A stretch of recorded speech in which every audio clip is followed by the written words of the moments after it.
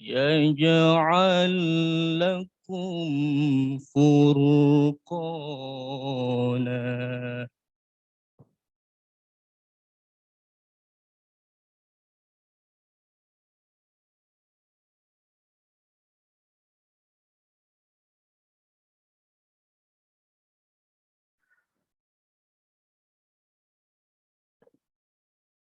إن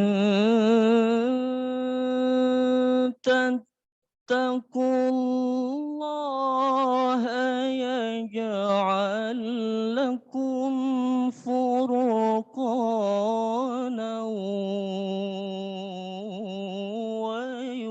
ويكفر عنكم سيئاتكم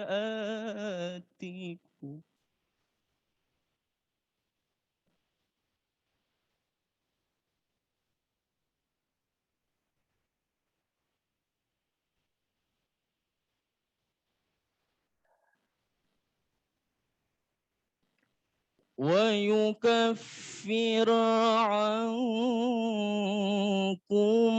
سيئاتكم ويغفر لكم والله ذو الفضل العظيم.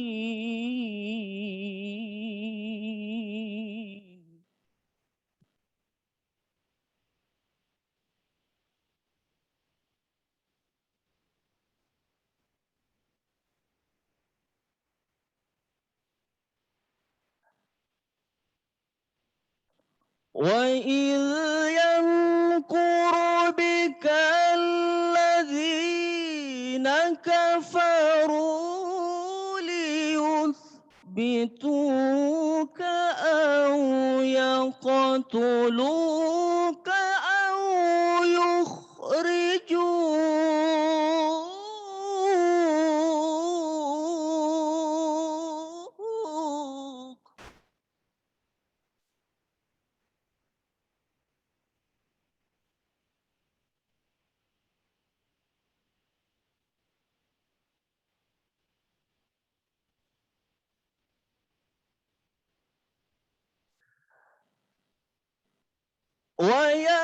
ويمكرون ويمكر الله والله خير الماكرين.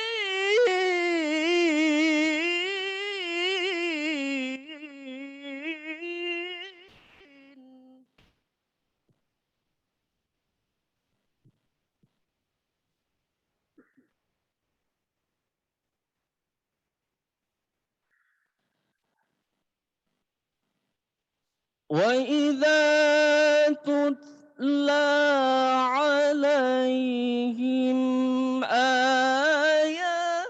آياتنا قالوا قد سمعنا لو نشاء لقلنا مثل هذا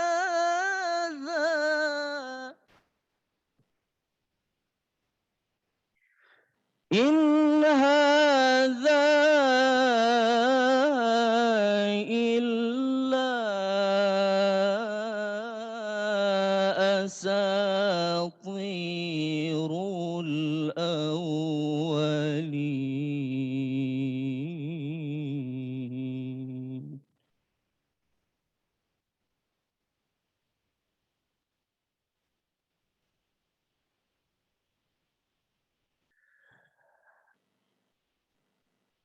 وإذ قالوا اللهم إن كان هذا هو الحق من عندك فأمطر علينا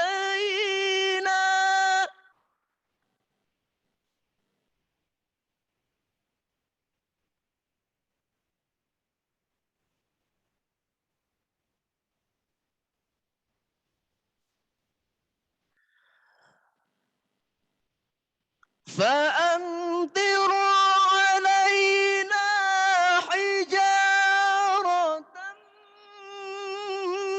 من السماء أو ائتنا بعذاب أليم.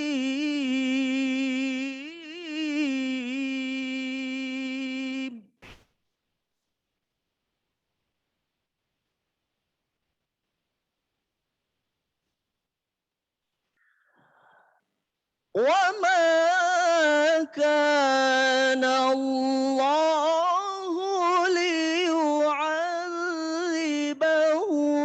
وأنت فيهم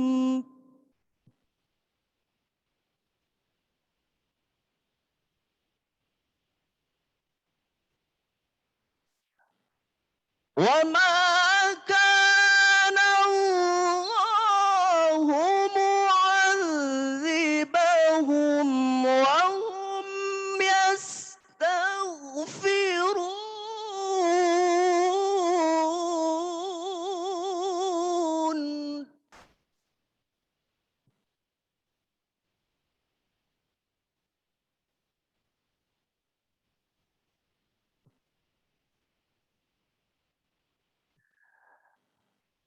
وما لهم ألا يعذبهم الله وهم يصدون عن المسجد الحرام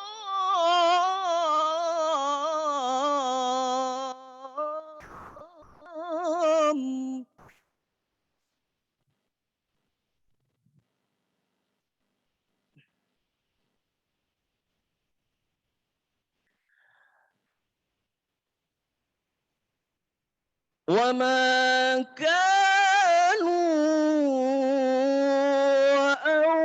أولياءه إن أولياؤه إلا المتقون.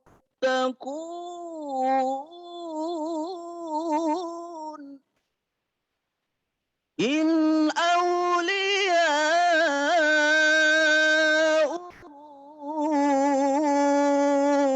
إلا المتقون ولكن أكثرهم لا يعلمون.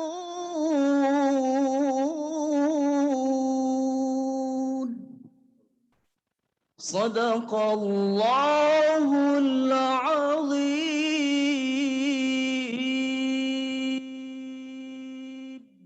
Assalamualaikum warahmatullahi wabarakatuh.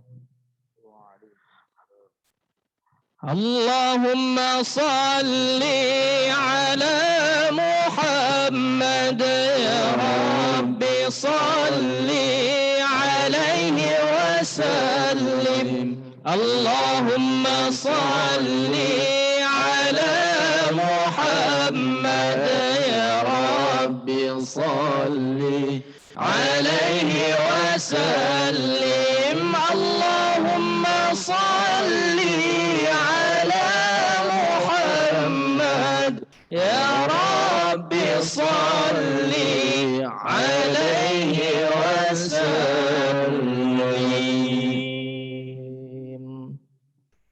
Selanjutnya akan membacakan Al-Quran yaitu Al-Ustadz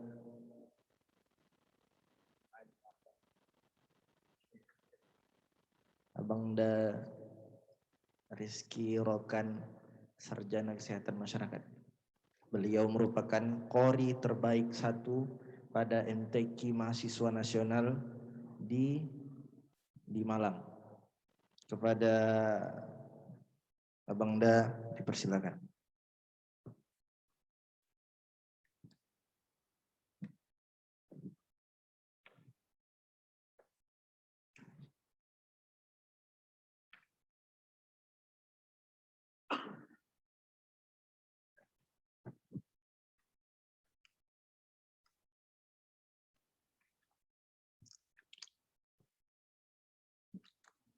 السلام عليكم ورحمة الله وبركاته.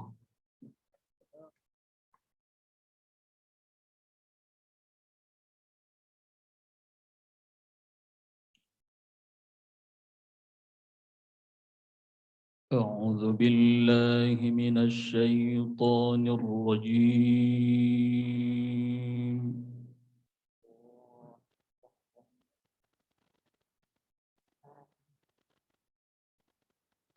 بسم الله الرحمن الرحيم.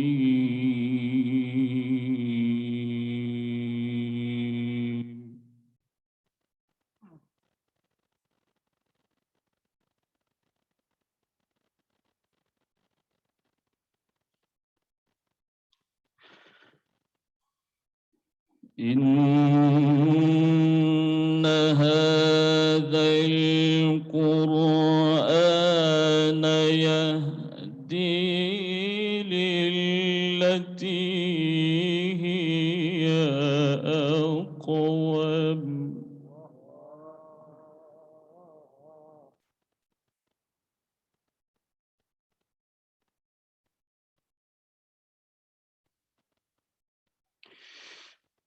يهدي للتي هي أقوم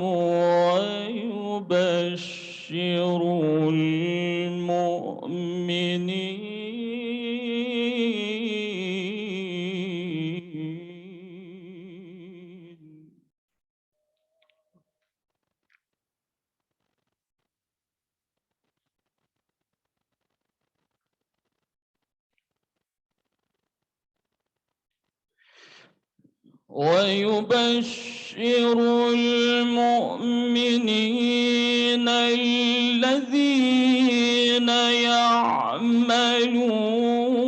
الصالحات أن لهم أجرا كبيرا.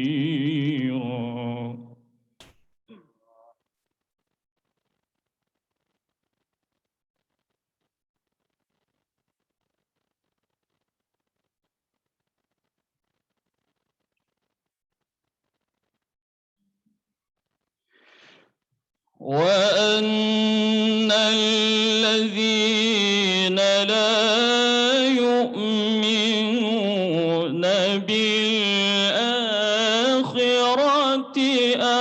أعتدنا لهم عذابا أليما.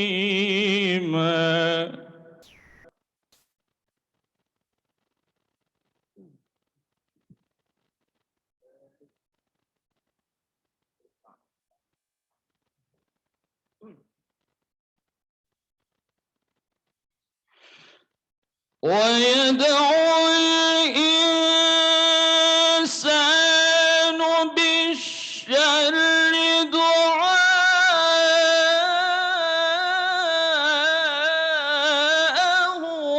بالخير.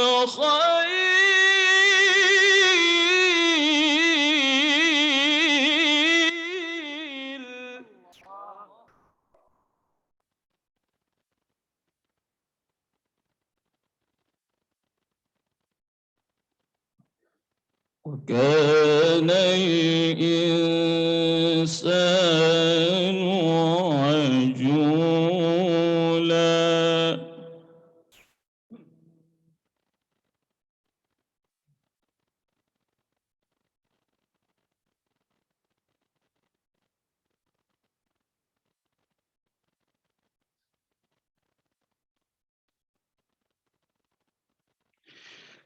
وجعلنا الليل والنهار آيتين فمحونا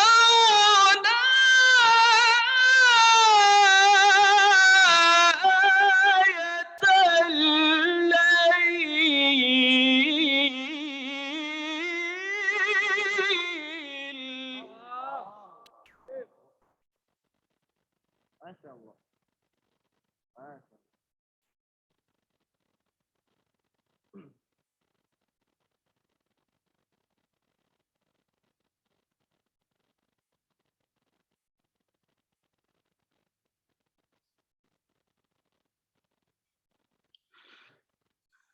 فمحونا آية الليل وجعلنا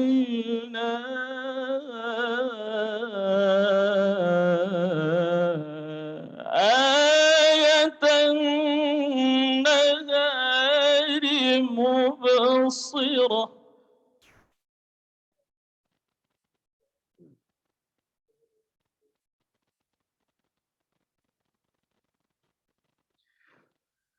وجعلنا آية النهار مبصرة لتبتغوا فضلا من ربكم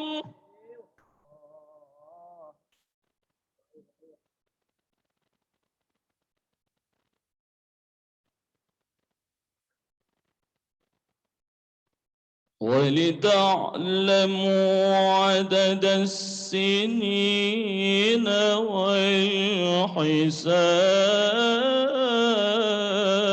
والحساب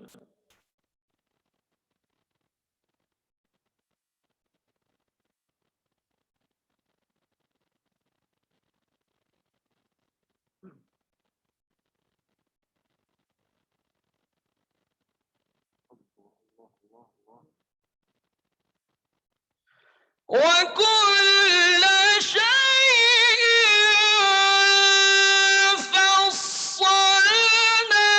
فصلناه تفصيلا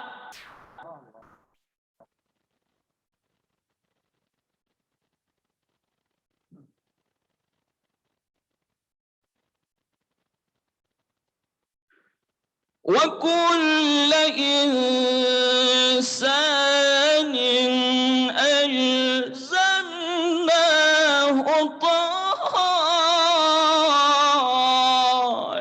طائره في عنقه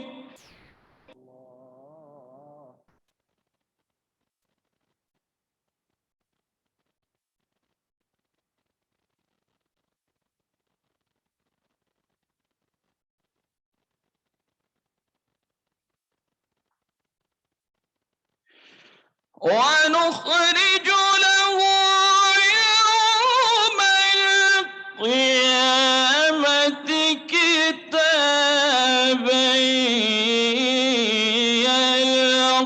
يلقاه منشورا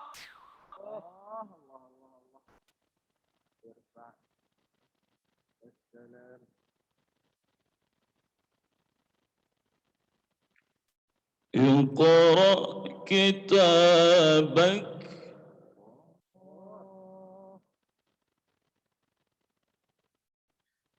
اقرأ كتابك كفى بنفسك اليوم عليك حسيبا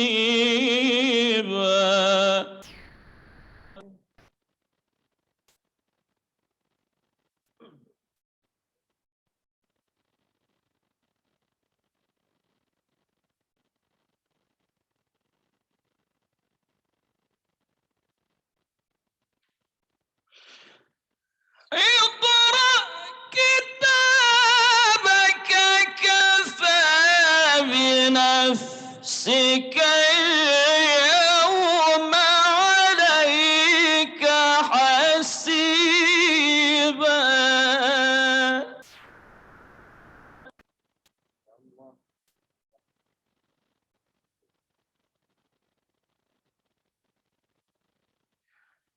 اقرأ كتابك كفى بنفسك اليوم عليك حسيبا صدق الله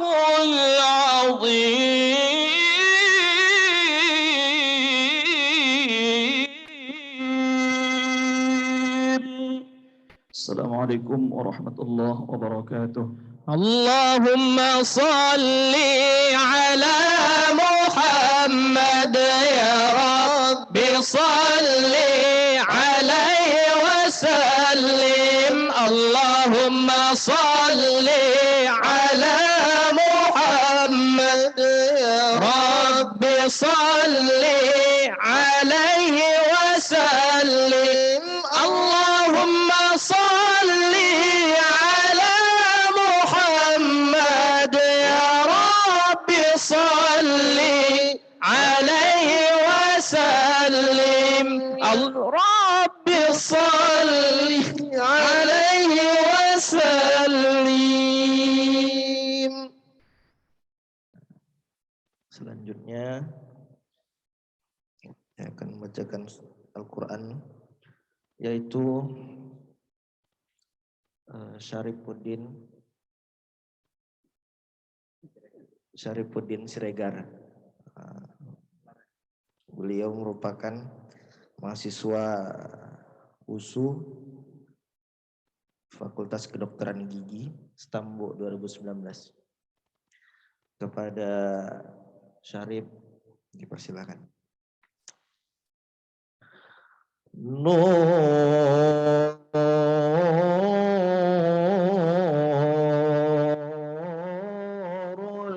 Huda,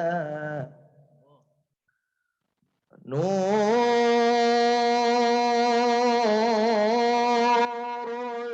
Huda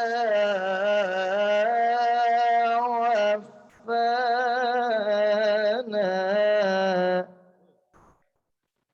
بحسنه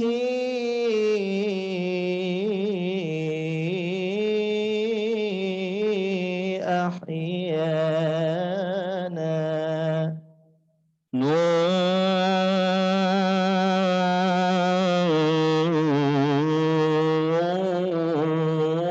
نور الهدى الله الله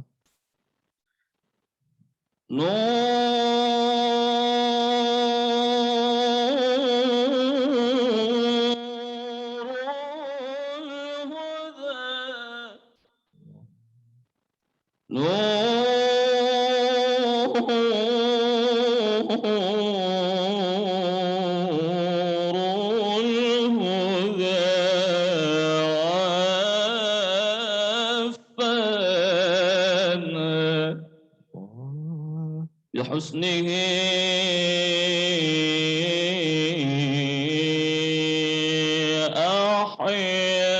أحيانا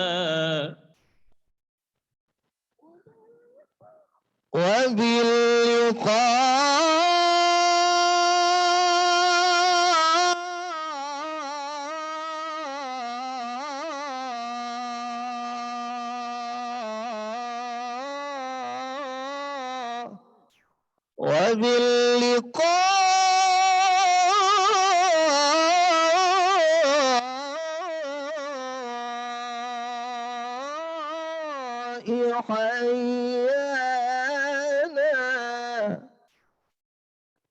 صلى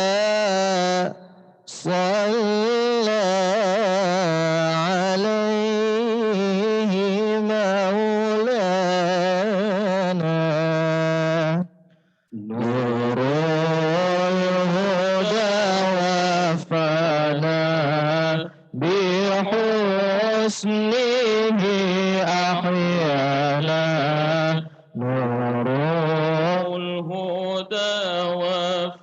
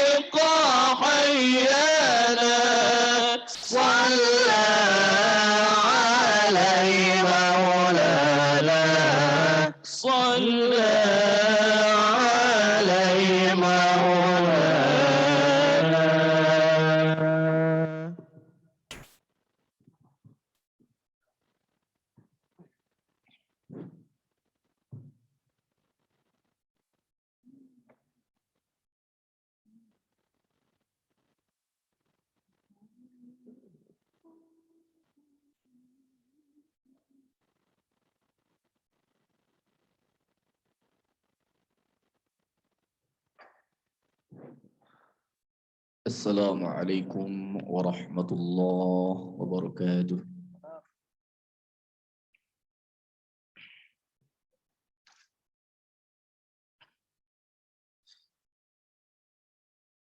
أعوذ بالله من الشيطان الرجيم.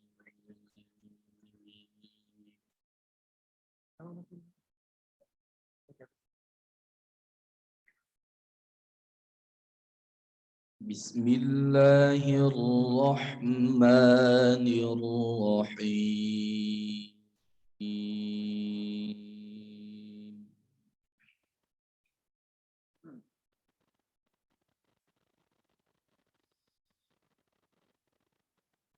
يا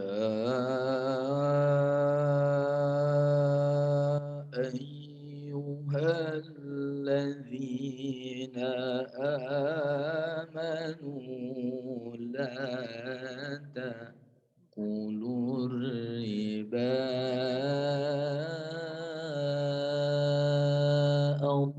أضعافا مضاعفة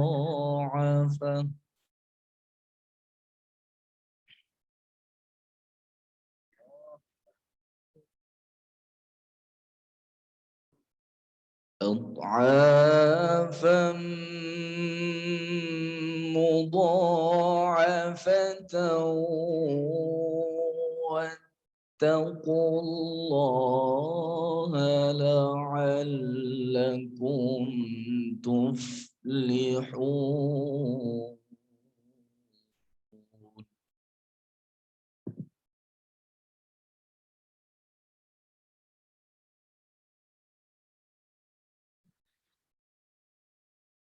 واتقوا النار التي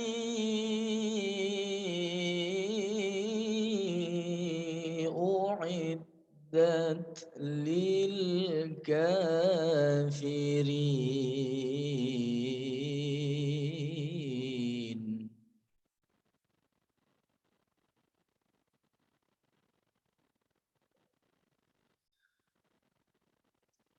وأطيعوا الله والرسول لعلكم ترحمون.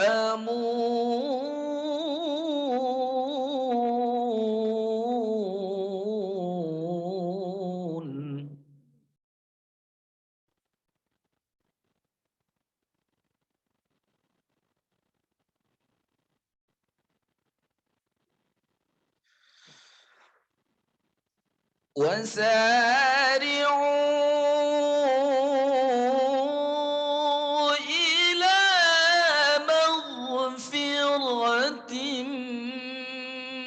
من ربكم وجنة عرضها السماوات والأرض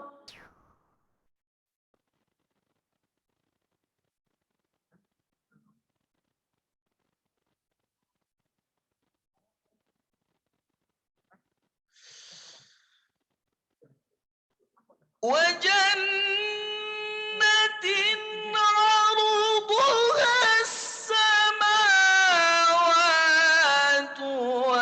والأرض أعدت للمتقين.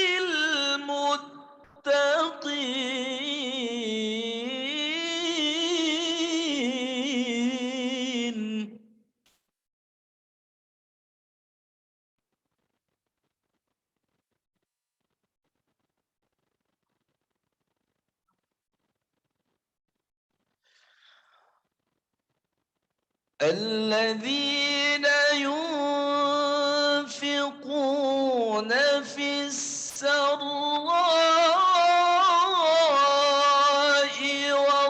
والضراء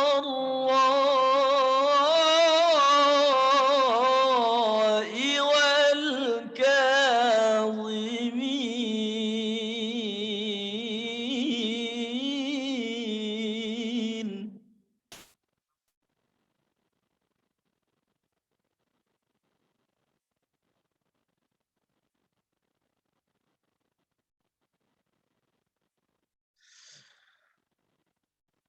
والكاظمين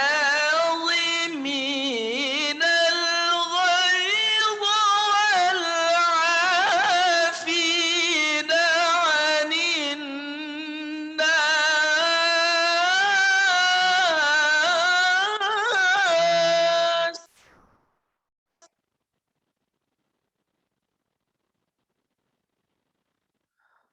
والله يحب المحسنين.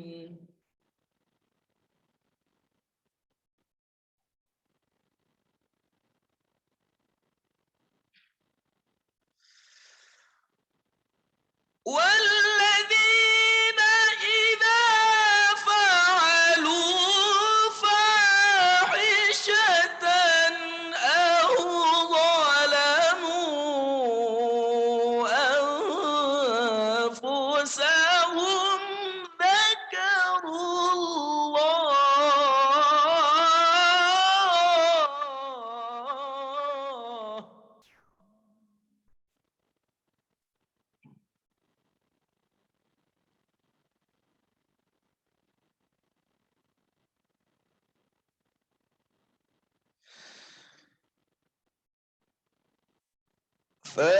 فاحشة أو ظلموا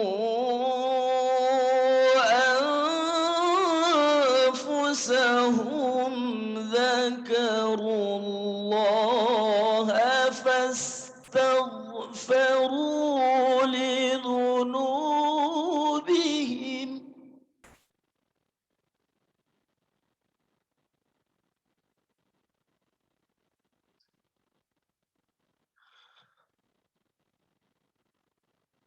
ومن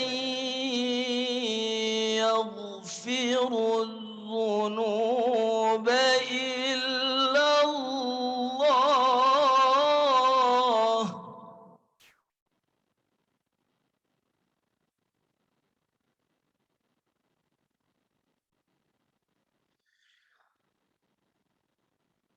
ولم يصروا على ما فعلوا وهم يعلمون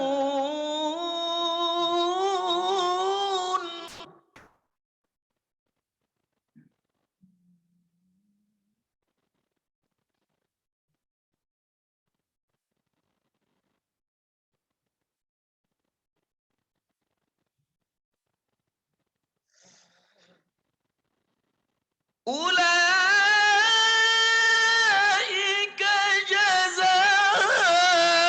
جزاؤهم مغفرة من ربهم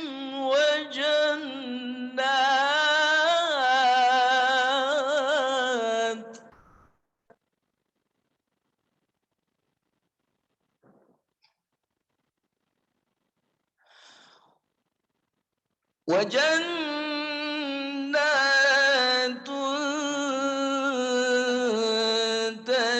تجري من تحتها الأنهار خالدين فيها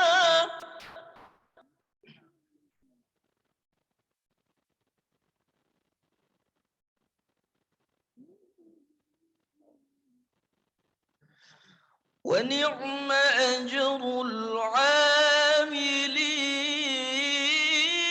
العاملين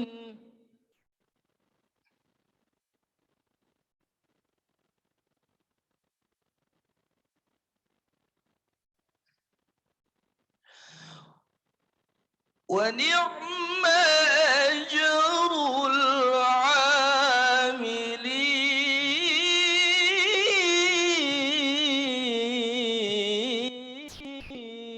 العاملين صدق الله العظيم.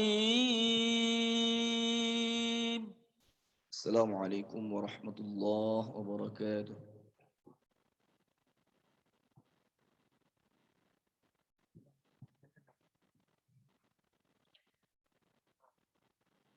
Alhamdulillah.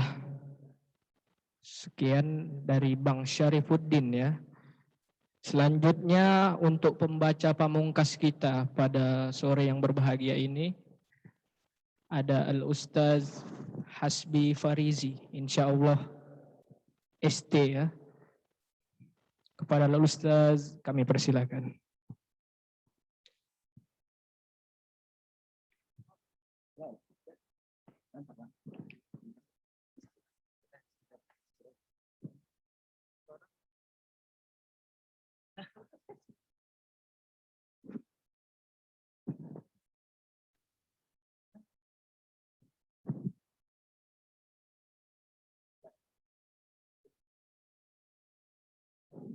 Subhanallah, Subhanallah, Subhanallah, Subhanallah, walhamdulillah, walhamdulillah, walhamdulillah, walhamdulillah.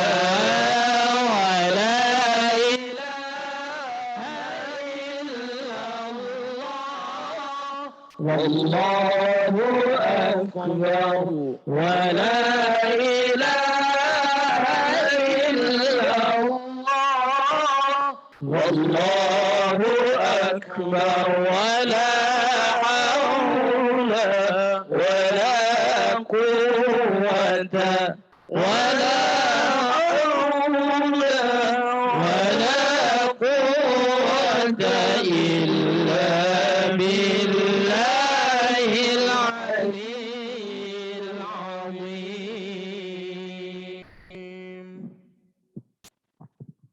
Assalamualaikum warahmatullahi wabarakatuh.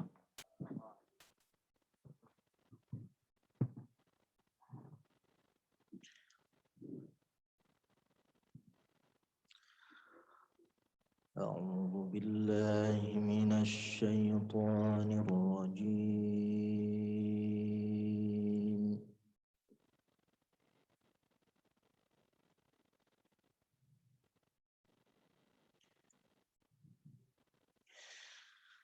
بسم الله الرحمن الرحيم.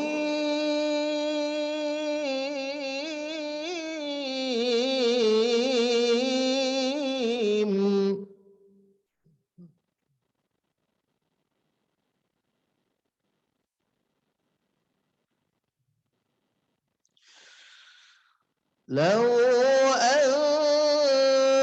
أنزلنا هذا القرآن على جبل لرأيته خاشعا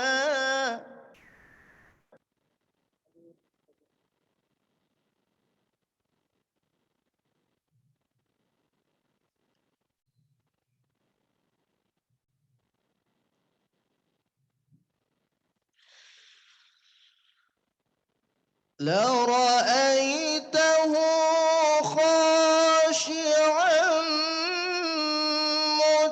متصدعا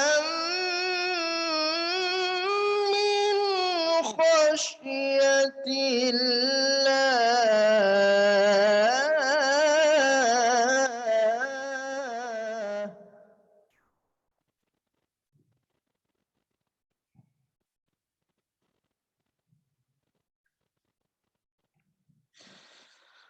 وتلك الأمثال نضربها للناس لعلهم يتفكرون.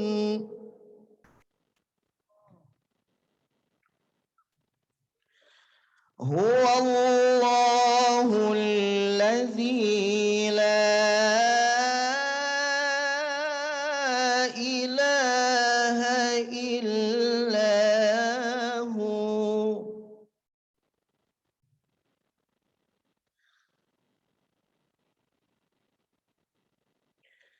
عالم الغيب والشهادة هو الرحمن الرحيم.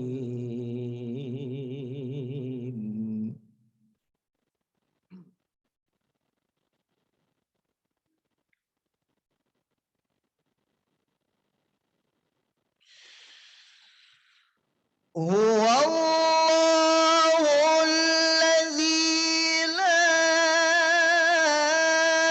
إله إلا هو عالم الغيب والشهادة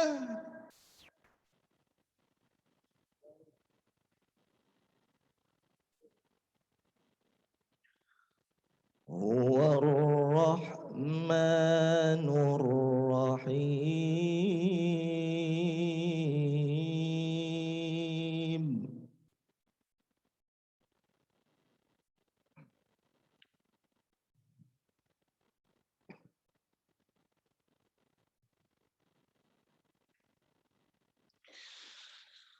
هو الله الذي لا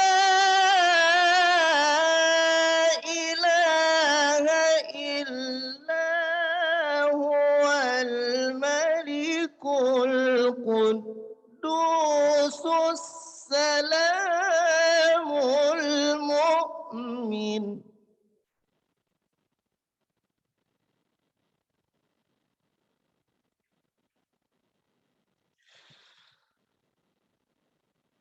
الملك القدوس السلام المؤمن المهيمن العزيز الجبار المتكبر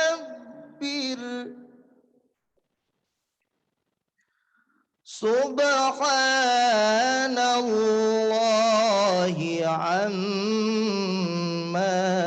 يشركون.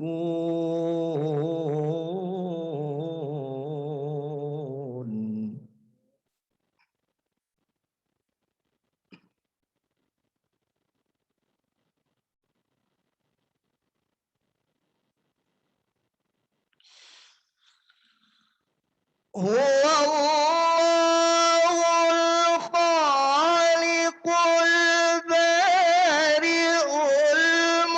المصور له الأسماء الحسنى.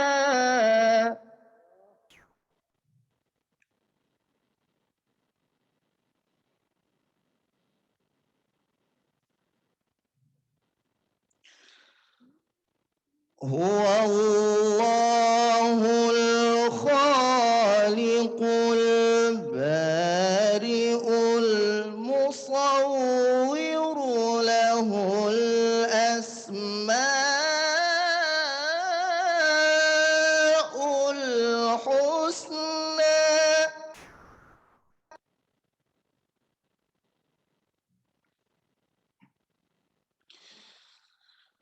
يسبح له ما في السماوات والأرض وهو العزيز الحكيم. صدق الله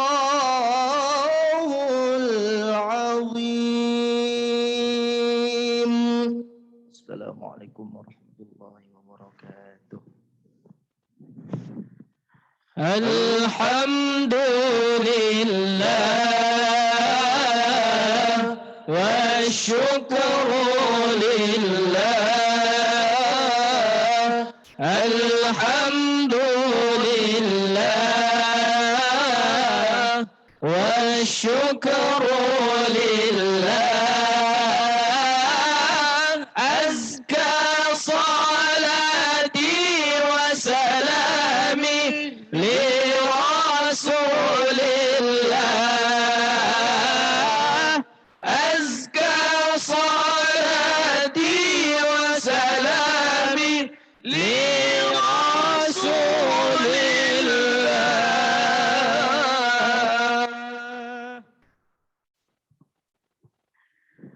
Hadirin yang kami hormati, demikianlah rangkaian pembacaan ayat suci Al-Quran pada sore yang berbahagia ini. Mudah-mudahan apa yang dibaca oleh para qari mendapat keberkahan dari Allah Subhanahu wa Ta'ala. Amin, amin, ya Rabbal Alamin. Mungkin ini saja dari kami tim Haflah. Lebih dan kurangnya mohon maaf. Billahi taufik wal hidayah. Assalamualaikum warahmatullahi wabarakatuh.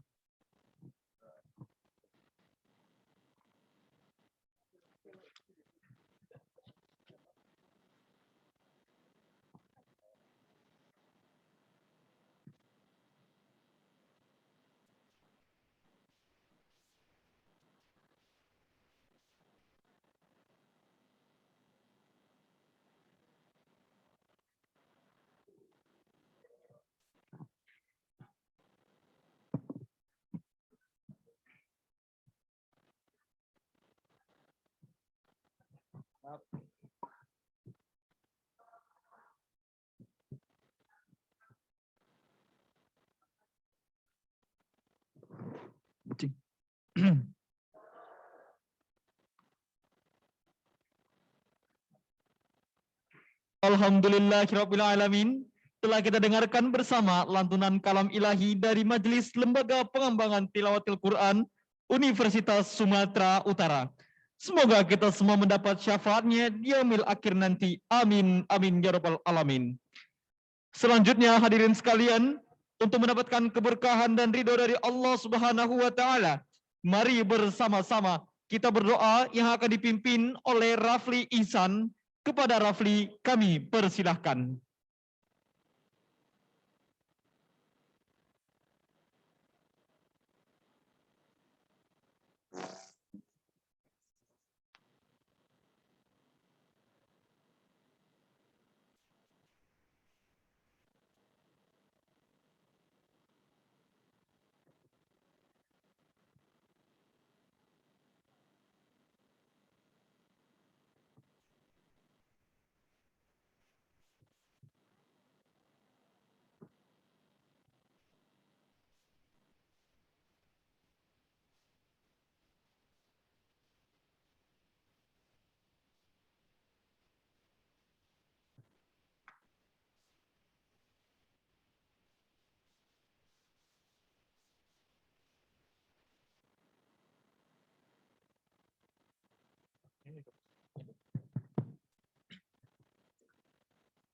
Assalamualaikum warahmatullahi wabarakatuh.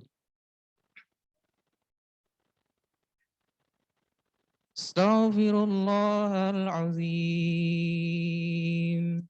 Astaghfirullahalazim. Astaghfirullahalazim.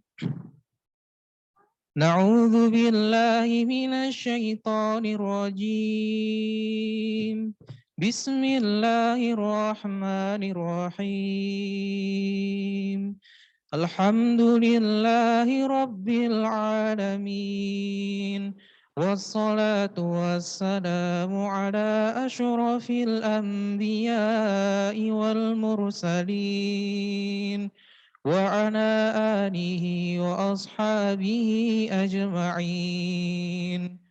اللهم اغفر لنا ذنوبنا وذنوب والدينا وارحمهم كما ربونا صغارا ولجميع المسلمين والمسلمات والمؤمنين والمؤمنات الأحياء منهم والأموات برحمتك يا أرحم الراحمين. اللهم أحسن عاقبتنا في الأمور كلها وأجرنا من خزي الدنيا وعذاب الآخرة.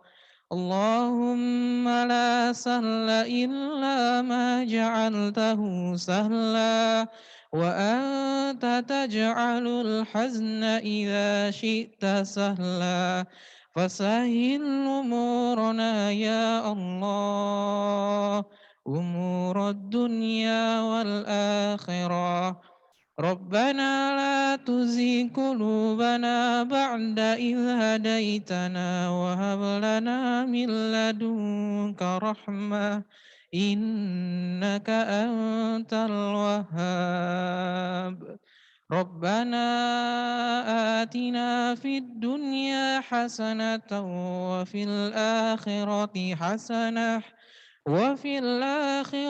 حسنة وقنا عذاب النار بفضلك سبحان ربك رب العزة عما يصفون وسلام على المرسلين والحمد لله رب العالمين. Assalamualaikum warahmatullahi wabarakatuh.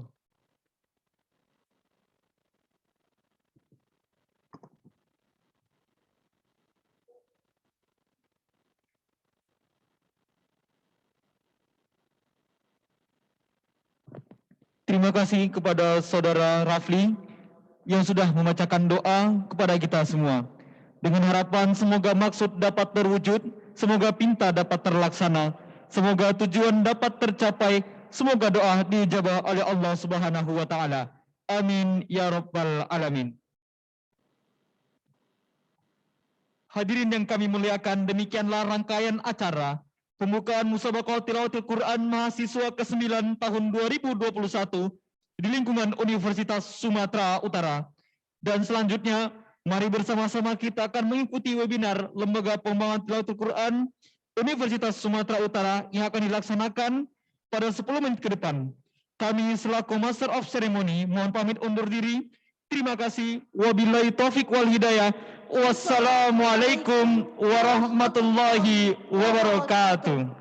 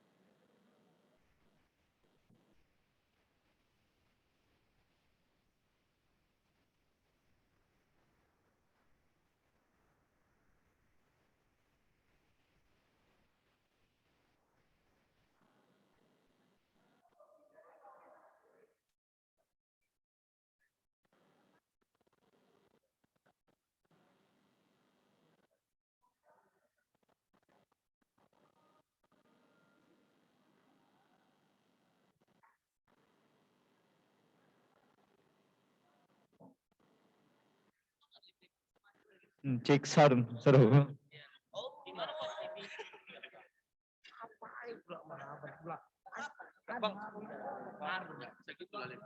Bang masih join bang. Terlalu main kan? Kau tunjukkan bahwa sastra Arab itu punya talenta. Oh ya, biar orang-orang tahu bahwa sastra Arab itu punya alim.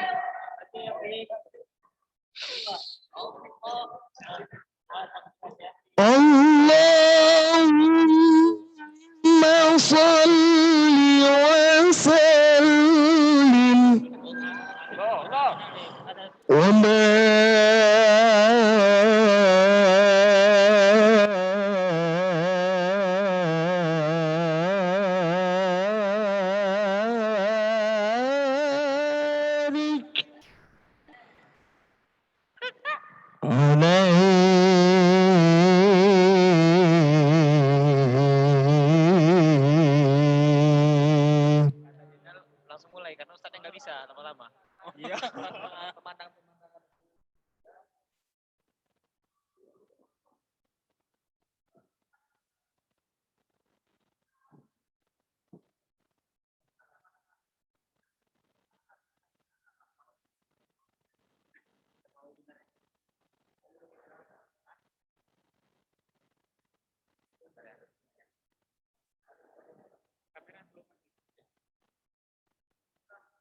Baik, dimohon kepada seluruh para tamu undangan, berhubung pemateri sudah berhadir bersama kita, maka sebentar lagi webinar LPTQ USU akan segera kita mulai.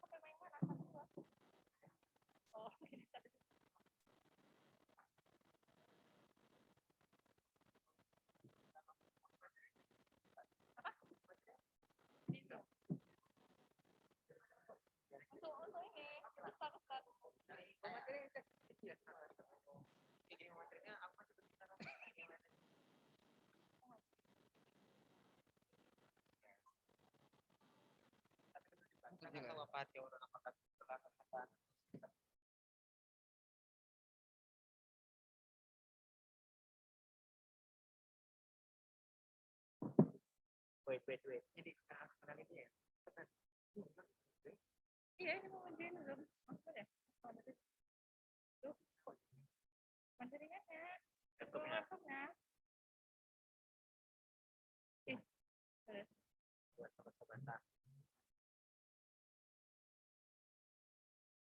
Itu kok lagi goyang gitu ya, semua dikerjain. Sabar. Kalau nggak sabar, kamu juga sabar. Inilah Fahri. Nah ini kan buka. Dari ini ada di saja kan. Ya, ada juga. Nggak tahu, kenapa disalai.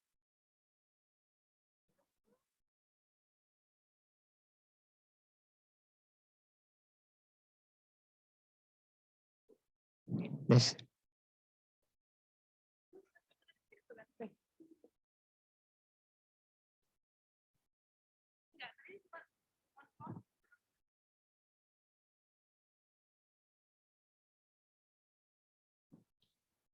Tes 1 2.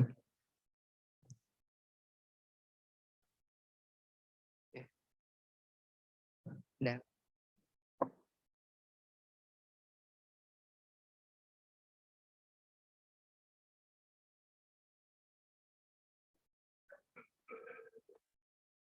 Tes.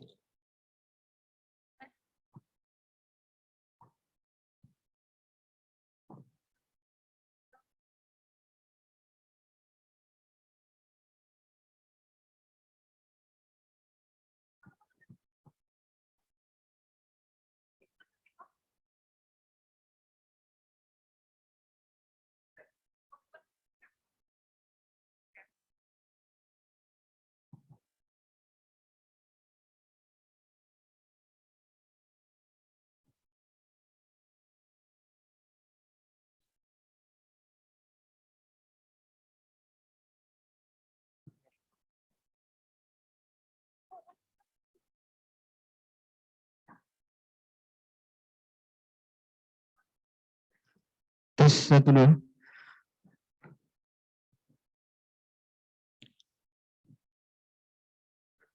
Taib. Assalamualaikum warahmatullahi wabarakatuh. Innal hamdalillah nahmaduhu wa nasta'inuhu wa nastaghfiruh wa na'udzu billahi min shururi anfusina wa min sayyiati a'malina may yahdihillahu fala mudilla lahu wa may yudlilhu fala hadiya lahu. Asyhadu an la ilaha illallah wahdahu la syarika lah wa asyhadu anna Muhammadan 'abduhu wa rasuluhu la nabiyya wa la rasula ba'dah. Baik, untuk mempersingkat waktu, pada agenda kali ini kita akan mengadakan seminar MTKM kita, yang dimana kita mengambil tema sendiri, yaitu mewujudkan generasi Qur'ani penuh prestasi di masa pandemi menuju usul berkarakter bintang, beriman, inovatif dan tangguh.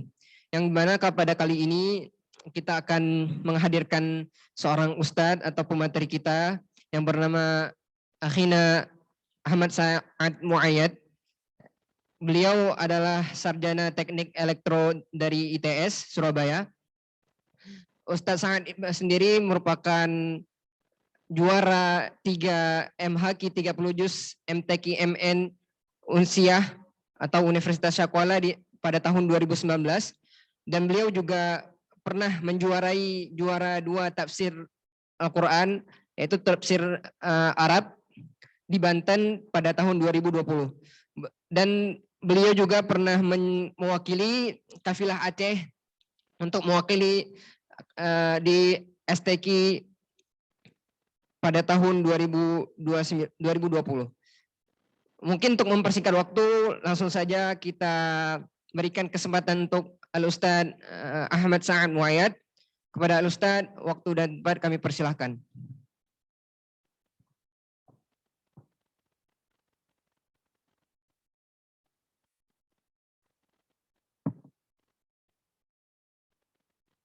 Mungkin mic-nya Ustadz.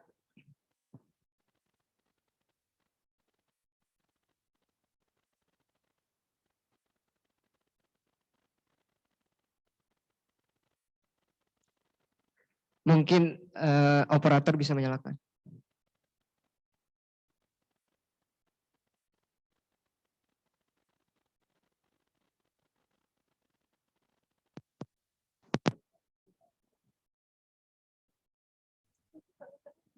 Cek tes.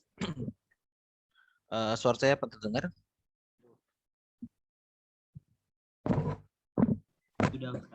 Oh, baik.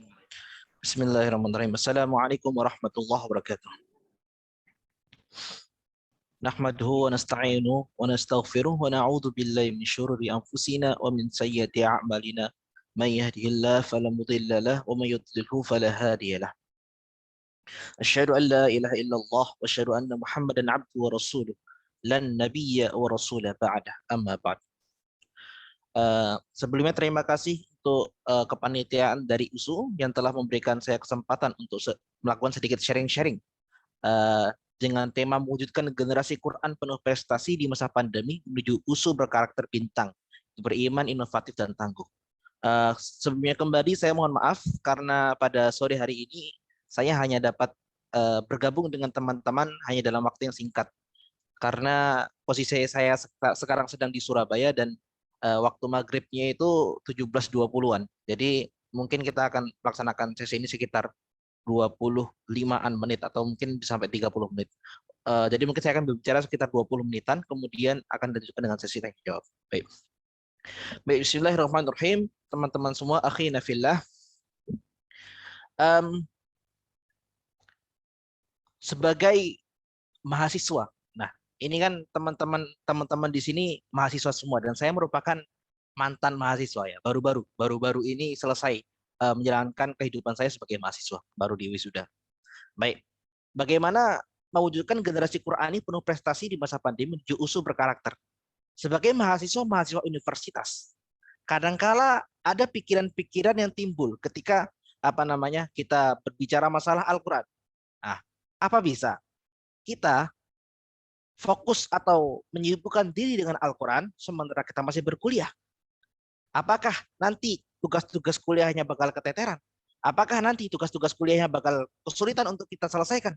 Apakah nanti ketika sedang membuat skripsi, membuat laporan, sedang praktikum atau apapun itu, apakah nanti akan terganggu? Nah, dari situ izinkan saya untuk sedikit melakukan sharing kepada kalian dari pengalaman 4 tahun saya selama berkuliah di ITS, Institut Teknologi 10 November Surabaya, dan tetap berusaha menyibukkan diri dengan Al-Quran. Seperti sudah disebut sebelumnya, saya memang pernah menjuarai musabaqah tilawatil Quran tingkat mahasiswa, tingkat nasional di Aceh. Itu tahun 2019. Tahun 2019 di Unsyah. Nah, saya ikut ketika itu 30 juz. Nah, tapi namanya hafalan 30 juz itu adalah hafalan yang saya bawa dari pondok. Saya kan lulusan pondok, 6 tahun di pondok, kemudian ketika masuk kuliah itu alhamdulillah sudah mungkin 30 juz. Nah, tantangannya bagi saya pribadi adalah bagaimana cara menjaga hafalan Al-Quran saya. Saat saya diterima di ITS, mudir atau pimpinan pondok pesantren saya itu beliau memesankan satu hal. Beliau nggak bilang saat kamu ke ITS belajar yang rajin, atau saat kamu ke ITS jadi ranking 1 di sana, atau saat kamu begini kamu begitu. Enggak. Beliau hanya memesankan saat jaga hafalanmu karena itu yang paling penting. Walaupun di atas kertas saya masuknya ke kampus teknik elektro yang sekilas tidak ada hubungannya sama sekali dengan Al-Quran. Nah, seperti itu. Tapi emangnya bisa kita berprestasi dalam bidang Al-Quran dan juga dalam bidang akademis dalam universitas sekaligus? Jawabannya tentu saja bisa. Tentu saja bisa. Saya punya kenalan. Beliau merupakan kakak tingkat saya yang terpisah sekitar 5 tahun. Jadi saya masuk, beliau keluar. Jadi beliau itu merupakan penghafal Al-Quran yang menghafalnya ketika sedang kuliah. Jadi beliau tamat SMP, tamat SMA itu udah punya hafalan 10 juz, sekitar 10 juz. Masuk ITS, beliau ingin menyelesaikan hafalan sisa 20 juz lagi. Jadi sambil kuliah, beliau sambil ngafal, sambil nambah hafalan, sambil menjaga hafalan, dan tetap bisa berprestasi di bidang akademis. Beliau itu pernah mengikuti salah satu kompetisi karya tulis ilmiah paling bergengsi di Indonesia dan menjadi juara satu Mawapres. Itu saya lupa tahun berapa tepatnya. Tapi beliau bisa mendapatkan prestasi itu dengan tetap menjaga hafalan Al-Qur'annya. Karena di tahun berikutnya beliau mengikuti MTQ Mahasiswa Nasional dan beliau berhasil mendapatkan juara. Jadi antara kehidupan perkuliahan dan kehidupan Al-Quran itu bukan merupakan dua mata sisi yang berbeda. Itu bisa dijalankan. Bahkan sebaliknya. Kalau misalkan teman-teman semua ini kita menjaga Al-Quran, maka pasti Allah akan menjaga hidup kalian sampai pada hal-hal yang tidak kalian sadari. Ini pesan yang pimpinan pondok saya sampaikan kepada saya sebelum saya masuk ke kampus teknik. Jaga hafalan saya. Awalnya saya mikir apa hubungannya? Quran sama teknik mana ada hubungannya gitu, sekilas di atas kertas. Seolah-olah ini hal yang tidak logis gitu. Tapi pada dasarnya kita hidup di dunia ini, kita berproses di dunia ini, kita berproses di kehidupan perkuliahan, lanjutkan melakukan semester 1, 2, 3, 4 dan seterusnya hingga nanti mengerjakan skripsi dan lulus, semuanya itu atas campur tangan Allah Subhanahu wa taala. Allah itu Maha Kuasa untuk menentukan setiap langkah kita, menentukan setiap hasil dari setiap usaha kita, itu Allah yang memegang kendalinya. Maka kalau misalnya kita menjaga kalam Allah, kita dekat dengan kalam Allah, masa sih Allah tidak menjaga hidup kita? Masa sih Allah tidak membahagiakan atau memudahkan hidup kita? Tentu saja kalau misalkan Allah berkehendak sesuatu, maka pasti terjadi. Allah berfirman,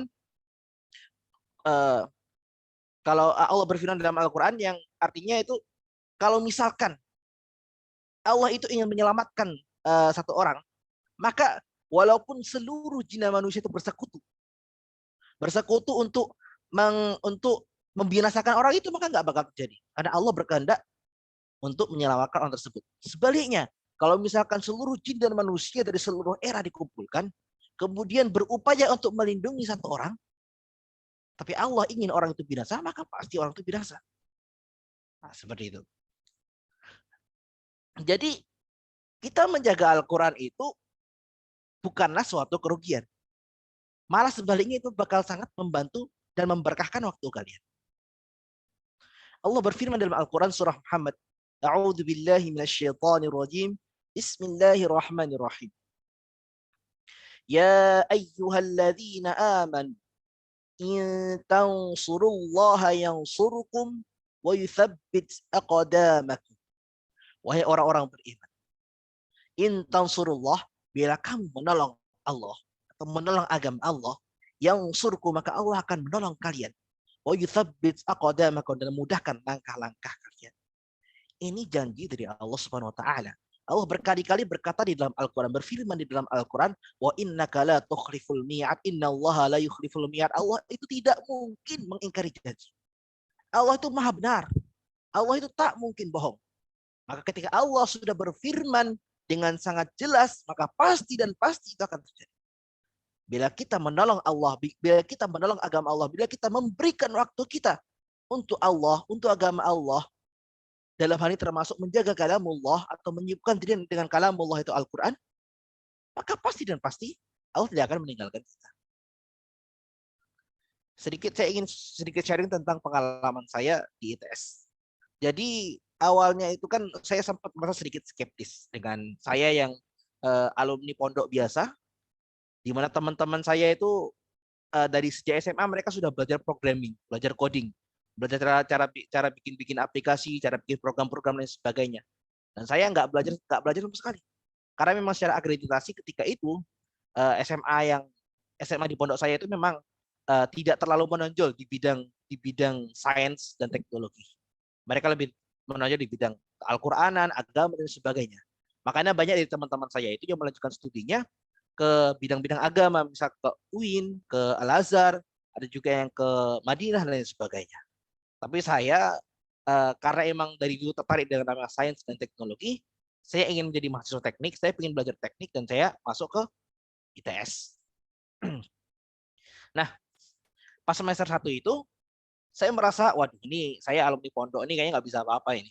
Dibandingkan teman-teman saya yang wah baru masuk udah bisa bikin power bank, kan saya di teknik elektro, ada yang bisa bikin power bank, ada yang bisa bikin voltmeter sendiri, ada yang bisa bikin aplikasi sendiri dan sebagainya. Saya masuk situ udah bingung, ini apa ini yang diajarkan seperti itu.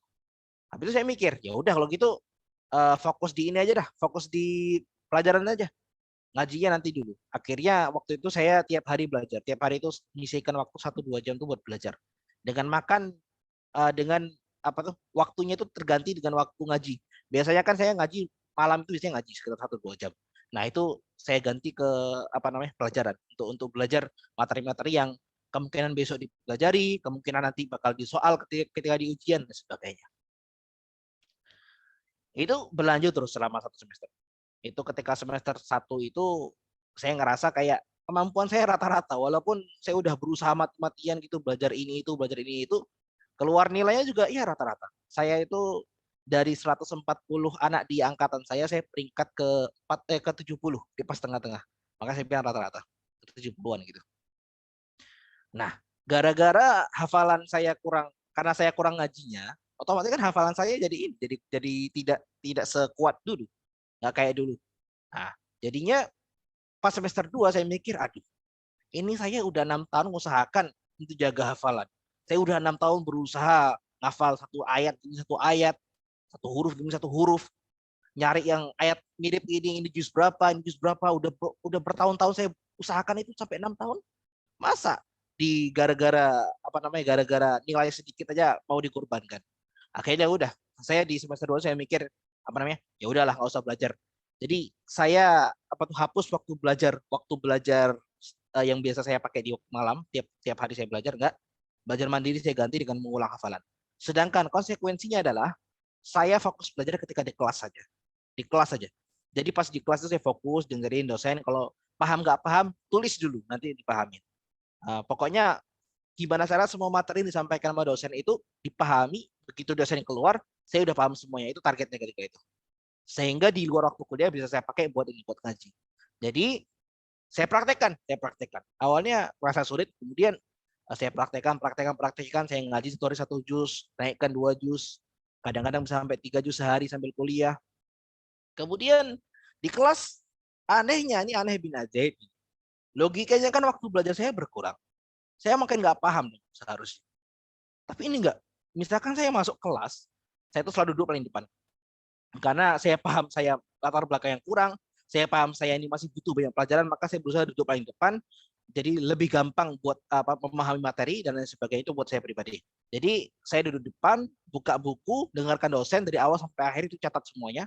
Semua yang disampaikan oleh dosen saya catat, dan saya coba pahami. Qadarullah, ketika saya menerapkan strategi seperti itu Masya Allah. Jadi semua yang disampaikan sama dosen itu saya bisa paham.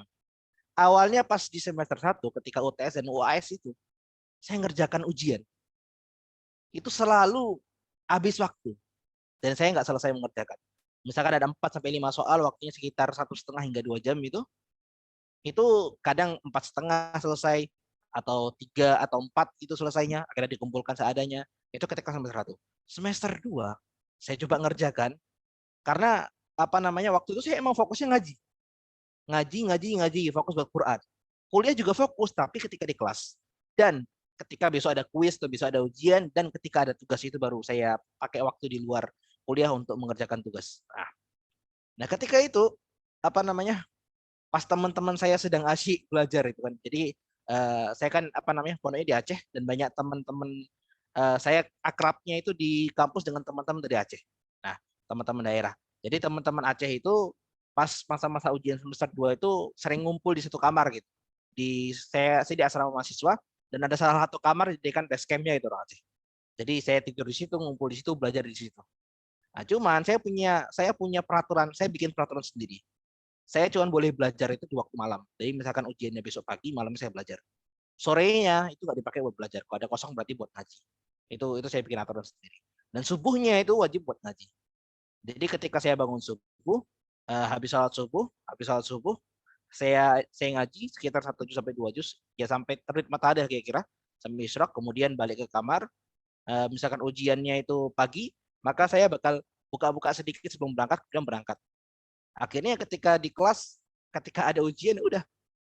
Ketika ada soal, saya baca soalnya, saya pahami, saya kerjakan.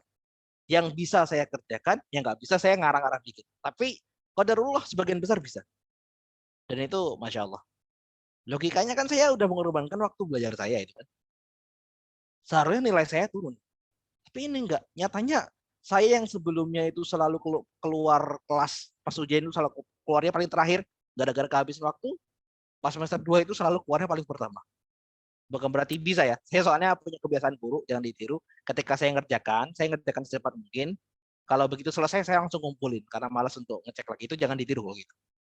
Nah, seandainya saya mengecek lagi, kemungkinan ya bisa lebih bagus lagi. Karena kan bisa ditiru dan sebagainya. Tapi yang ingin saya tekankan adalah kemampuan pemahaman saya malah naik ketika itu. Dan saya bisa mengerjakan ujian dengan jauh lebih cepat dibandingkan semester 1. Nah, akhirnya ketika itu, ketika keluar nilainya itu, peringkat saya itu dari peringkat ke-70 itu naik hingga peringkat ke-19 kalau nggak salah waktu itu. Itu naik drastis itu. Dari peringkat ke-70 dari 140 orang, saya naik ke peringkat ke-20. Peringkat ke-19. Maaf, peringkat ke-19 itu naik drastis. Padahal belajar saya kurang. Tapi ngajinya saya kuatin. Wah, saya ngerasa ini kayaknya jawaban di permasalahan saya selama ini. Selama ini saya merasa tertinggal, nggak bisa dan sebagainya. Tapi tahu-tahu terjawab dengan ketika saya kembali ke basicnya saya, kembali ke core-nya saya sebagai seorang hafal Al-Quran, sebagai seorang ahlul Quran atau orang yang berusaha untuk menjalani jalannya ahlul Quran, Allah berikan keajaiban, Allah berikan jalan. Itu saya berlanjut sampai ke semester 3, saya pikir oke, kita lanjutkan. Semester 3 itu saya ketemu sama Imam Masjid ITS. Nah, beliau itu kebetulan juga punya sanad Al-Quran dari Syria. Jadi sanad Al-Quran yang nyambung dari beliau ke gurunya Syekh Muhammad Yamin dari Yaman, dari Syria, kemudian dari Syekh Toha dari Syria juga, kemudian dari gurunya hingga ke Imam Hafiz, kemudian ke Imam Asim, hingga ke sahabat, kemudian ke Rasulullah SAW. Sanad yang tersambung. Di mana beliau itu termasuk salah satu yang sulit atau ketat dalam pengambilan sanadnya. Jadi saya mulai setoran sama beliau ketika itu. Artinya apa? Saya nambah lagi waktu buat Quran. Tiap subuh saya setoran ke beliau. Tiap subuh saya setoran ke beliau. Kemudian saya ngulang hafalan dan saya ngulang biasanya di malam, di maghrib sama habis isya. Itu saya pakai buat ini. Jadi satu hari itu saya bisa setoran, satu hari itu setoran satu kali, kemudian ngulang hafalan sekitar 3 juz satu hari. Semester 3 itu adalah masa-masa di mana semua berubah. Itu di kampus saya nggak tahu di kampus yang lain seperti apa. Pokoknya spesifik di kampus saya, jurusan saya, semester 3 itu adalah waktu di mana semuanya berubah. Karena semester 1 dan semester 2 kebanyakan materinya merupakan materi SMA yang agak ditambah sedikit-sedikit. Namun di semester 3 itu betul-betul materi kuliah yang betul-betul dalam. Nah, ketika itu teman-teman itu banyak yang bikin status, ada yang bikin status, terima kasih ITS sudah mengajarkan bahwasanya tidur siang itu adalah keinginan bukan kebutuhan gitu misalkan. Terima kasih ITS sudah mengajarkan bahwasanya kami itu kuat nggak perlu tidur semalaman gitu misalkan. Karena emang sesibuk itu teman-teman untuk mengerjakan tugas praktikum. Praktikum itu kami waktu itu mulai ada semester 3. Itu betul-betul menyita waktu bagi kebanyakan orang. Tapi qadarullah lagi. Saya semester 3 itu di awal-awal hingga di pertengahan semester saya ngaji satu hari 3 juz. Artinya habis kurang lebih 3 jam lah. Habis itu ada setoran sanad yang di mana saya setoran Al-Fatihah itu saya sekitar 3 jam itu Al-Fatihah baru lulus. Karena emang sama beliau tiap hurufnya itu diperhatikan ketat sekali. Kurang anginnya sedikit disuruh ulang. Kira-kira seperti itu. Dan kemudian saya menghabiskan waktu kira-kira sekitar 3-4 jam satu hari buat Quran. Tapi nyatanya gimana? Saya ngerjakan tugas sendiri, biar selesai. Saya di kelas itu saya duduk paling depan, dengarkan dosen. Dosennya keluar, semua yang disampaikan dosen itu saya bisa pahami. 100% waktu itu, 100%. Saya bisa pahami, oh dosennya ngajar ini, oh dosennya ngajar itu. Saya pertahankan kondisi itu terus, hingga bahkan waktu itu saya karena ketika ngerjakan tugas itu biasanya dikasih tugas hari ini, besok saya kerjakan, atau H+1 itu saya kerjakan. Itu tugasnya cepat-cepat selesai semua. Waktunya kerasa sangat panjang, sangat berkah gitu.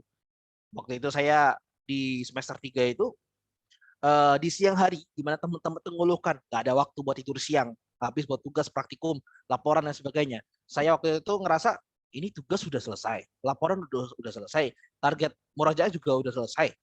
Siang itu saya bisa selalu tidur. Saya bisa selalu tidur siang. Dengan tetap semua kewajiban itu dipakai, kita dimanfaatkan, diselesaikan semua kewajiban itu. Bahkan kadang-kadang malam itu saya bingung, ini ngapain lagi, ini target Quran udah selesai, tugas sudah selesai semua, mau nonton film ini udah ditonton, kayak gitu, udah segitu kosongnya waktu. Di kelas juga gampangnya luar biasa itu, Masya Allah. Qadarullah seperti itu. Sekali lagi ini bukan karena saya pintar atau jago atau jenius atau gimana, saya nggak merasa seperti itu. Karena kenyataan di semester 1 itu saya struggling banget. Itu betul-betul sangat-sangat struggling. Jadi betul-betul kesusahan di semester 1. Tapi di semester 3 ini, saya nganggap ini berkah Quran yang Allah kasihkan. Nah, tapi itu semester 3, di paruh semester pertama, sampai ketika UTS. Ketika UTS masih bisa. Ketika UTS seperti biasa, dikasih soal, saya lihat, saya jawab, langsung keluar pertama, biasanya seperti itu. Karena emang bisa. Karena emang rata-rata bisa semua. Kecuali emang keluar soal yang nggak pernah diajarin sebelumnya atau nggak pernah keluar di kelas. Nah, itu biasanya saya agak ngarang sedikit. Tapi kalau misalkan dosennya sudah pernah ngajar dan saya pernah melakukan contoh soalnya, itu insya Allah bisa. Dan belajarnya satu malam, misalkan besok ada ujian 1 atau 2, ya saya belajar masing-masing mata kuliah itu saya pelajari 1 jam atau 2 jam. Jadi nggak terlalu lama juga. Nah, ketika itu sampai UTS masih aman. Oke. Setelah UTS, saya jatuh sakit waktu itu. Saya sakit dan otomatis nggak ngaji. Saya sakit sekitar beberapa bulan, masih memaksakan kuliah dengan keadaan kesehatan yang kurang fit. Tapi dengan itu ya ngajinya betul-betul kurang, bahkan sampai nggak ngaji berapa bulan itu. Dan ketika saya udah sembuh atau sudah agak jauh lebih baikan, nggak ngajinya itu ke bawah. Maksudnya gimana? Karena udah kebiasaan nggak ngaji, buat ngaji lagi berat. Akhirnya saya sampai akhir semester itu jarang banget ngaji. Paling ngaji 1 hari 1 lembar, 2 lembar, 3 lembar gitu. Hasilnya gimana? Pas UAS itu di mata kuliah yang sama, semester yang sama, mata kuliah yang sama, dosen yang sama. Sebelumnya saya masuk kelas, dengarkan dosen bilang A sampai Z, Dari Z sampai A saya paham ketika dosennya keluar. Ketika saya udah mulai meninggalkan Al-Quran, saya masuk kelas, duduk paling depan, dengerin dosennya. Ini dosen ngomong bahasa apa ini kalau saya nggak paham. Itu jadi berkali-kali. Hingga akhirnya pas UAS, saya nggak bisa sama sekali. Ada satu mata kuliah yang emang ada 4 soal atau 5 soal itu dikasih, saya semuanya ngarang bebas. Padahal ini soalnya soal-soal eksat, hitungan, soal-soal logika, teori, dan lain sebagainya. Tapi saya malah ngarang karena saya nggak paham sama sekali. Akhirnya, nilai saya itu, wah, ketika keluar itu betul-betul mengenaskan. Jadi nilainya itu B, nggak ada yang A, nggak ada yang A atau AB. Kalau di tes itu A, B, B, C, C sama D. Kemudian ada E. Kalau saya itu nilainya waktu itu B, ada yang BC 1. B itu 3, dan itu pertama kali saya dapat IP semester itu di bawah 3, itu 2,8, 2,9. Ada dua mata kuliah, maaf, yang BC. Dan itu masih untung. Kenapa? Karena saya terbantu di UTS. Jadi nilai saya masih di 50-60 ke atas. Kalau misalkan di UTS yang saya nggak bagus, saya rasa saya nggak bakal lulus mata kuliah itu di semester itu. Karena nilainya emang nggak ada yang bagus, tapi juga nggak ada yang jelek banget gitu. Yang kan B itu kan standar lah, 3 gitu. Tapi itu yang terjadi, IP saya turun drastis ya. Sampai teman-teman tuh heran. Ada yang nanya, "Saat kamu kenapa kok bisa turun gitu nilainya? Padahal kan kamu itu di kelas sering bisa gitu, sering maju." Itu dia merujuk ke saya di awal semester, ya, emang ngajinya masih kencang. Tapi kok bisa kok nilaimu turun kayak gini? Waktu saya bilang, ini gara-gara saya nggak ngaji. Dan dia bingung, kok bisa gitu? Karena dia nggak paham. Nah, tapi intinya adalah bahwa Al-Quran itu membantu hidup kalian, apapun itu, apapun kesibukan kalian. Gitu. Semester 3, semester 4 saya coba perbaiki ngaji saya, walaupun nggak sekuat ngaji saya di semester 3 awal, tapi alhamdulillah semester 4, 5, 6, 7, 8 saya kasih waktu buat Quran. Saya sibukkan di bidang Al-Quran, saya ngajar, saya setoran sanad, saya sering mencari MHQ untuk bisa ikut ketemu sama Ahlul Quran untuk nambah semangat. Saya korbankan harta saya, waktu saya buat Al-Quran. Dan alhamdulillah, ketika saya lulus, alhamdulillah nilainya masih sampai di batas kumlot, Tapi sekali lagi itu bukan karena saya pintar atau gimana, enggak. Sekali lagi saya enggak merasa seperti itu. Karena ini, kenapa saya ceritakan? Karena saya merasa ini benar-benar berkah dari Allah SWT. Allah benar-benar membantu saya dalam menjalani perkuliahan di ITS ini. Saya tahu banyak teman-teman saya itu jauh lebih jenius daripada saya. Jeniusnya luar biasa. Ada yang kerjaannya main game terus. Tapi ketika sampai kelas sama dosennya ngomong bahasa yang kami nggak paham sama sekali. Udah bahasa tinggi banget, bahasa teknologi yang luar biasa tinggi. Tapi orang-orang seperti itu kadang-kadang emang nggak terlalu niat kuliah, maksudnya emang niatnya buat belajar gitu kan. Jadi nilai dapat apapun nggak terlalu mikir. Ada juga yang nambah masa kuliahnya di 4,5 tahun dan sebagainya. Dan orang-orang seperti itu banyak jauh lebih betul daripada saya secara akademis. Tapi yang ingin saya tekankan bahwa saya yang gini-gini aja itu dengan berkah Al-Quran bisa sampai di level yang saya nggak pernah nyangka sebelumnya. Maka dari itu saya pesankan buat teman-teman semua, menjadi generasi yang Qurani, menjadi pribadi yang Qurani tidak akan pernah menghalangi kalian untuk berprestasi. Ya, maka kalian semua insya Allah akan bisa menjadi bintang bila benar-benar menerapkan Al-Quran itu dalam kehidupan kalian. Bukan diri kalian dengan Al-Quran, baik itu menghafal, baik itu membaca, menghafal, mentadaburi, mengkaji, dan lain sebagainya. Sekarang insya Allah tempat-tempat untuk menyibukkan diri dengan Al-Quran itu luar biasa banyak. Kalian bisa cari. Sekarang apalagi di masa pandemi ini banyak yang online. Banyak kajian-kajian Al-Quran yang online. Nah itu kesempatan. Daftar aja, kemudian resapi ilmu-ilmu yang disampaikan oleh para pembicara. Oke, tayyib. Karena sudah 17.20, mungkin saya akhiri dengan satu kisah lagi.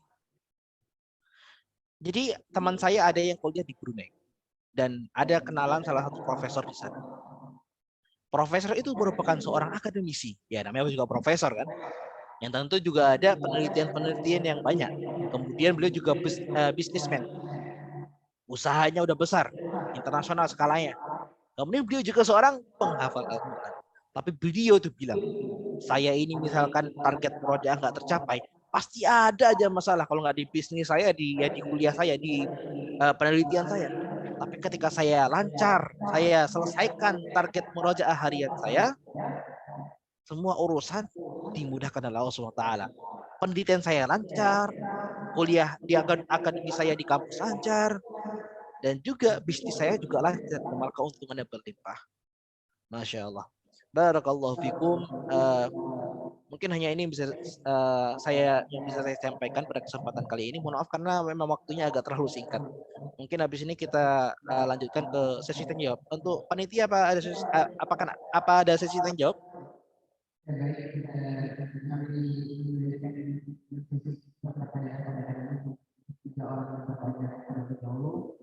Mungkin dari teman-teman yang ingin bertanya boleh disampaikan via Facebook, dan bagi para hadirin yang ingin bertanya dipersilakan membuka sesi tanya jawab. Maaf tadi agak bergema, saya jadi kurang jelas. Mungkin sebagian panitia bisa di-chatkan di chat untuk sesi tanya jawab seperti apa.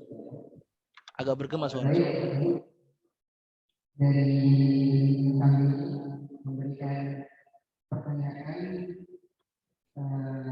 pertama, Ustaz, bagaimana kita sebagai mahasiswa terutama dalam menjalankan amanah organisasi, dan juga bagaimana kita menjaga upaya kita ataupun pekerjaan kita tetap rutin, apalagi yang tugas organisasi pada perkuliahan yang membutuhkan waktu jumlah waktu. Jadi bagaimana untuk yang konsisten. Baik. Pertanyaannya kira-kira seperti ini berarti ya. Kalau misalkan ada amanah di organisasi, itu bagaimana cara tetap menjaga, tetap melibatkan diri dengan Al-Quran. Kira-kira apa seperti itu? Saya benar menangkapnya. Oke, baik. Bismillahirrahmanirrahim. Oke. Salah satu ustadz yang saya kagumi, Ustadz Muhammad Saihul Bashir, beliau merupakan seorang penghafal Al-Quran yang luar biasa fenomenal. Juara tafsir nasional, pernah ikut mewakili Indonesia di ajang MHQ internasional. Beliau itu pernah ditanyakan. Ini agak sedikit berbeda konteksnya, tapi saya rasa bisa disambungkan. Beliau ditanyakan, ya Ustadz, gimana sih caranya kita ngafal Quran atau jaga Quran sementara kita lagi sibuk sama kuliah? Beliau bilang, itu pertanyaan yang salah, saya nggak tahu jawabannya. Saya cuma tahu jawaban bila Anda menanyakan bagaimana cara kita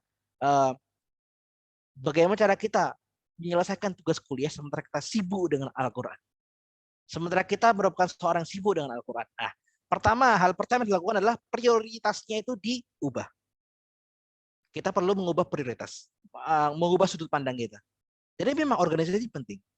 Tapi Quran itu jauh lebih penting.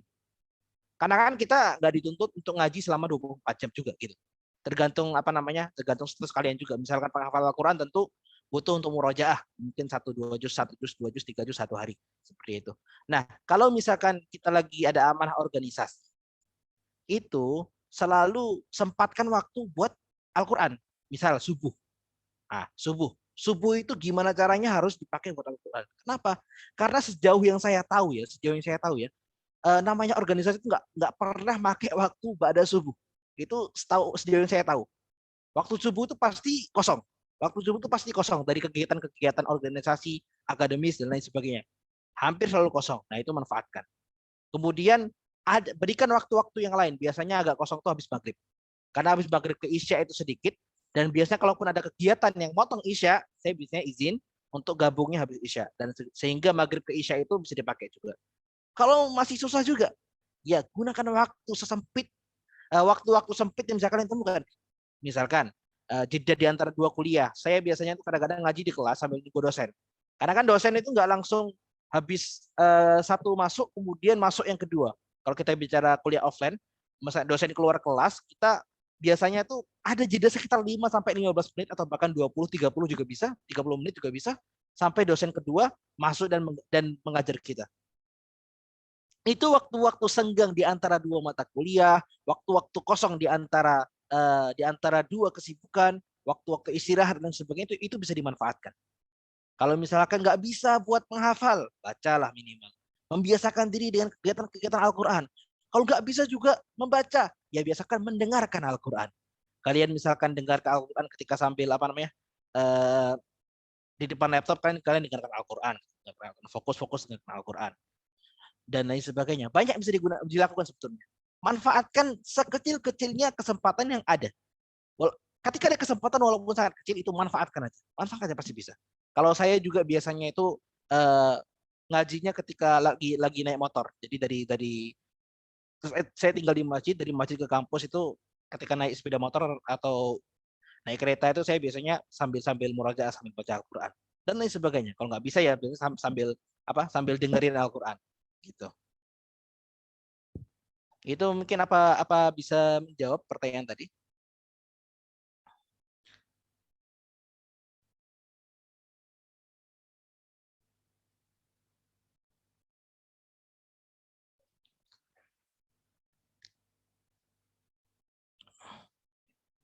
Oh ya.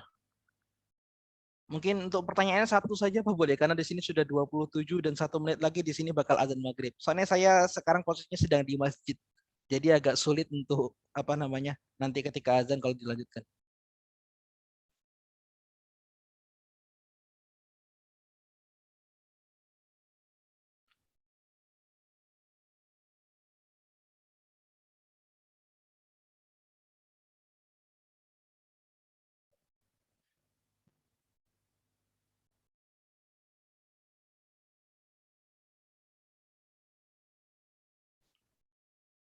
Afanitia, mungkin bisa dinyalakan mic-nya.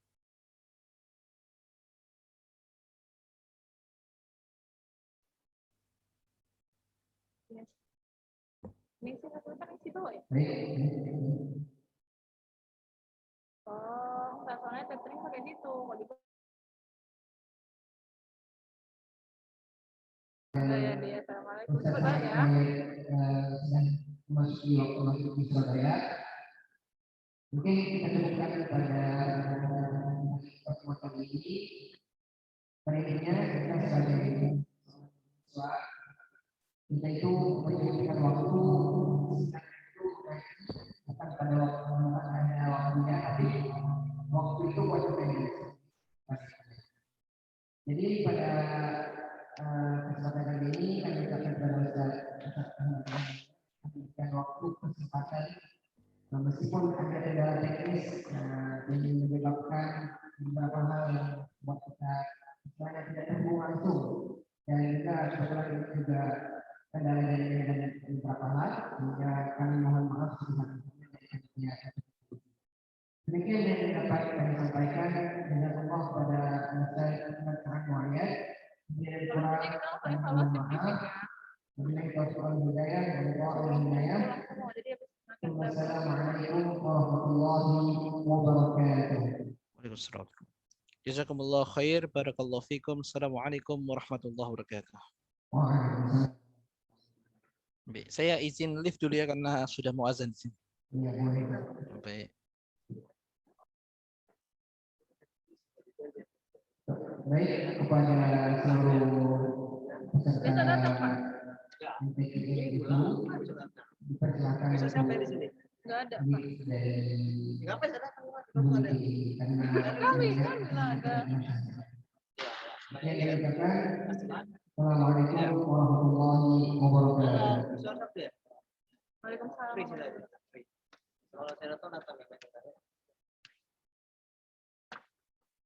Nanti nah, mute aja lah suara Rahman.